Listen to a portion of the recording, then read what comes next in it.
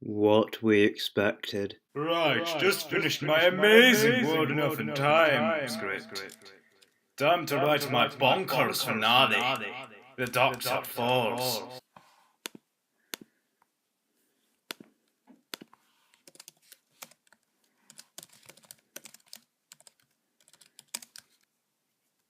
Now, should I continue the plot about the genesis of the Mondasian Cybermen? Nah, what about my amazing idea about having two masters? Nope. How about I write this the way I usually write finales?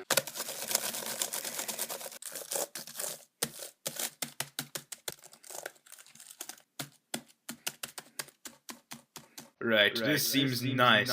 Script editor, do your job!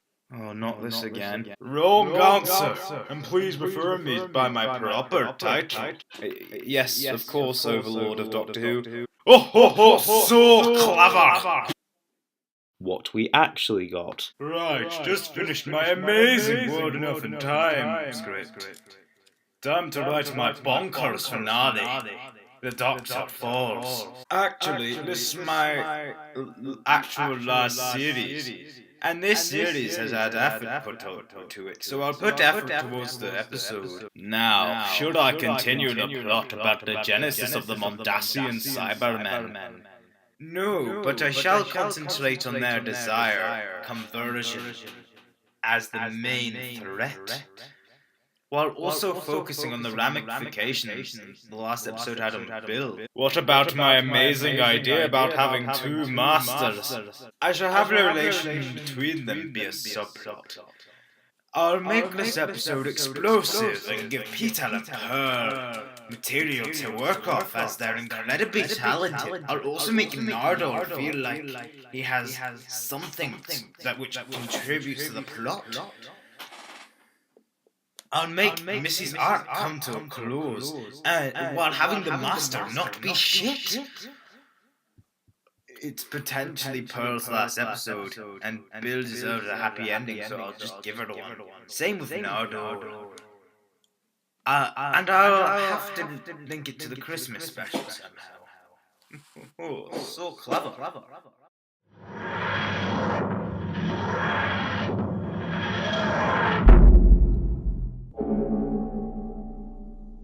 The Doctor Falls is the second part of the New Who Series 10 finale, written by Stephen Moffat. It stars Peter Capaldi as the Doctor, Pearl Mackie as Bill, and Matt Lucas as Nardole.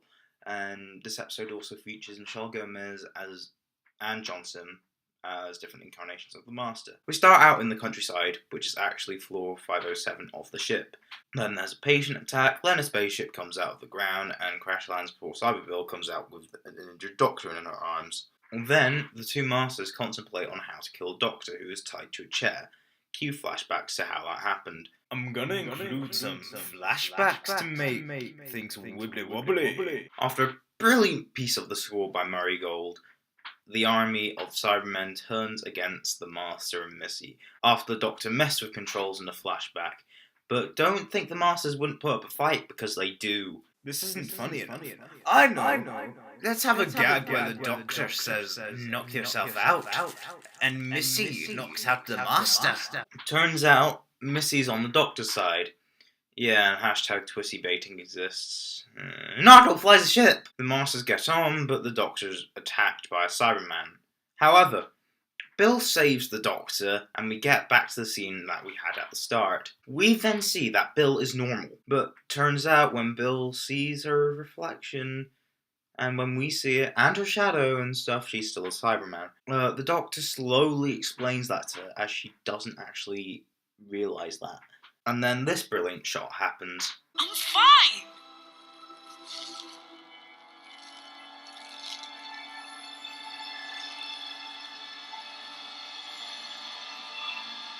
I said in my last review that I'd mention what Operation Exodus is when I reviewed The Doctor Falls, so I'm fulfilling that promise. Operation Exodus is basically the Cybermen coming to convert everyone, and yeah, that's not that exciting. So Missy calls a lift to help evacuation, but that lift was one on the bottom floor where all the Cybermen were. So the Doctor points his sonic screwdriver, the Master points his laser screwdriver, Missy points her sonic umbrella, and Bill prepares her headlamp. to just shoot lasers.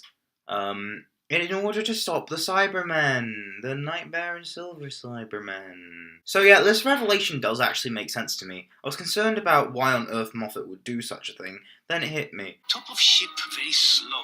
We are at bottom. Bottom much faster. Very fast bottom. So the Nightmare design feels natural, while the Cybus ones are here, I don't get. It'd make sense if them and the rest of the designs, specifically the Telos and 80s designs, because those are Bay, like, if they were all there, because it's an evolution of the Cybermen. But why have only the Cybus ones, along with the Nightmare and Silver ones and the Mondasians? I do not understand. The script is missing something. I know. Flying cyber, because it's gonna be utterly bonkers. Ollie made a video a few months ago titled Flybermen, and notes how the Mondasians shouldn't fly as it canonically doesn't make sense and they just look stupid. He talks about other things to do with the Mondasians returning, but I recommend just watching the video and just focus on the bit to do with those, and that's my main point of criticism. Yes, I'm lazy, shut up. Nardole uses his computer skills to turn normal gunfire to explodey gunfire somehow. Missy and the Master talk about escaping in Johnson's TARDIS. But then he, wants to be the dominant force in a certain activity. Okay, he was hard. Speaking of people being turned on, Lady Woman is attracted to Nardole. Okay then. The Doctor explains his morals to the two masters, trying to get them on his side, explaining that he's trying his best and he knows he will die. And then Sim delivers a cold line. See this face? Take a good, long look at it. This is the face that didn't listen to a word you just said. Missy then goes along with Sim, so the Doctor is on his own. The Doctor forces Nardole to evacuate the children, and then Missy secures her fate. Wouldn't it be funny if Missy literally backstabbed the Master? Only for him to shoot her in the back? It'll be hilarious. I'm so clever. Yeah, when that happened it felt like a sitcom to me. Seriously, why is it with multi-master stories where both masters become a comedy double act? I'm not complaining about that. It just happens, you know? Maybe it's just a natural thing that happens. We then get a touching scene where the Doctor and Bill part ways to fight against the Cybermen. Then the Doctor proceeds to mention all the places where he fought the Cybermen while blowing them up in a badass scene. Sorry. It's just that scene was so badass, you know. Then a Cyberman lasers him in a poor effect, and then he begins to regenerate again, but decides to explode the Cybermen instead.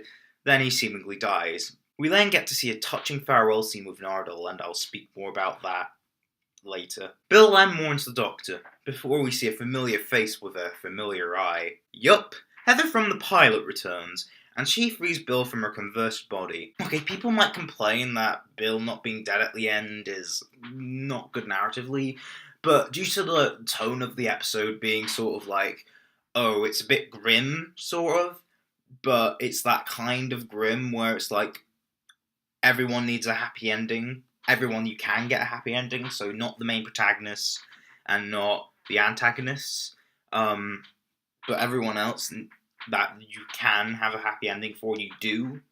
Yeah, I don't know. It just feels right. Unlike with Clara, but you know, if Bill becomes human again, which she could, then I'll complain. But the last time she was in her own body, she was a Cyberman. Then probably my favourite part of the episode, because I'm me.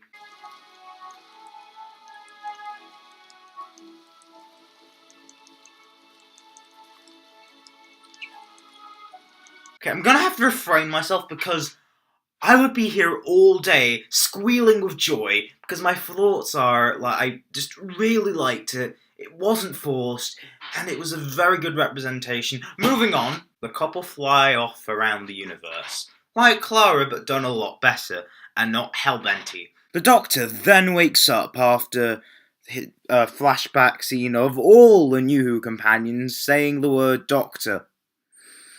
because the show existed only since 2005. Not before then. Even though, yes, it did, and it gets proven like a few seconds later. But also, we get to see Clara, even though the Doctor forgets what Clara looks like. So that's pretty neat. He then imitates his previous incarnations from regeneration stories and post-regeneration stories. We are then at where the whole story began, in a snowy area, where the Doctor says,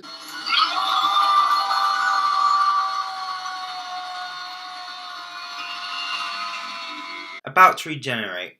But then he's like, nope! I'm not going to regenerate today! Okay, so remember when I said that I thought the snowy area was Antarctica in 1986? Well, although there are no Cybermen here, a certain old face is to confirm it. How do I lead this into my bonkers Christmas special? Heck, what am I gonna do? I'm gonna have the first Doctor in it! Yup, it's the first Doctor, as played by David Bradley, the man who played William Hartnell in An Adventure in Space and Time. I'm not gonna judge. I mean, I'm gonna be cautious, but I'm not gonna judge. Like, anything with Doctor Who, I'm gonna be cautious, but no judging until we actually see the Christmas special. So, what did I think?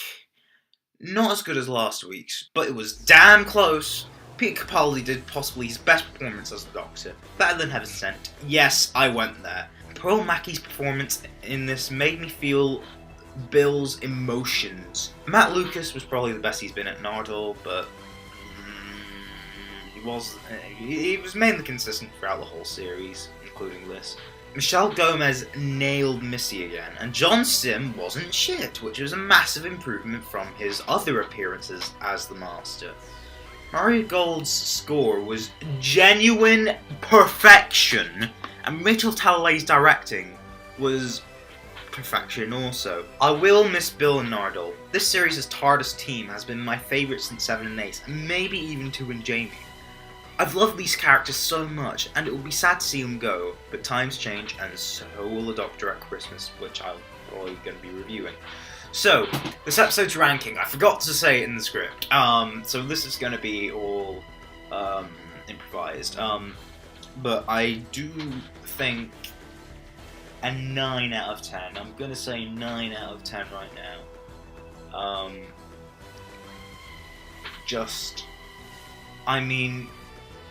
I would say 8.5, but I want to have like a decent number to rank the whole finale. So I would skew it more towards a 9 than an 8. So I'll just put 9. So the whole finale, World Enough in Time and the Doctor Falls, together, get a 9.5 from me. Wow, my reviews have been positive this season. Wow, okay. That was unexpected. Because this finale has been the best finale since Series 1. I would say Series 1's is probably better, even though I would rank them the same number, pretty much. Because this, I was like, could it be 8.5? But Series 9 was definitely 10, 9, done. But yeah. So, I guess I'll see you later. Goodbye. There you go, script editor. But Stephen, this is really good. I tried my hardest this time. Thank you for this beautiful series.